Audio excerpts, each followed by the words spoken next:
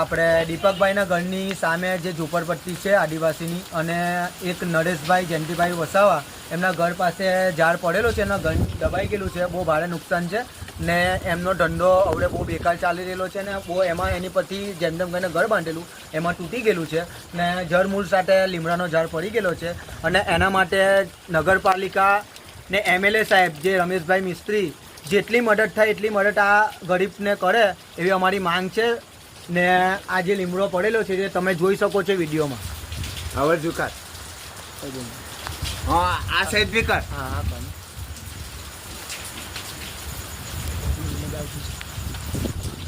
આખું ઘર દબાઈ ગયેલું છે. આ બાજુ આપણો ભાગ આ તૂટલો ભાગ નરેશ કઈ ગયો. હા આ બાજુ અમારી પાસે હા ભાઈ આ ભાઈને ઉપર લીમડો પડેલો છે પણ બહુ નુકસાન નહીં થયું, પણ હાથમાં નોર્મલ વાગેલું છે. ને આ માણસ જે કામ કરે છે તે બી મજૂરી કરે છે, મળે છે કે નહીં મળે એવી રીતના કામ છે ને એનું ઘેર જન ચલાવે છે. અને જેટલું નુકસાન થયેલું છે એના ભાગે નગરપાલિકા જેમ બને તેમ જેટલું બી અપાય એટલું આ ગરીબ માટે આદિવાસી માટે કરે.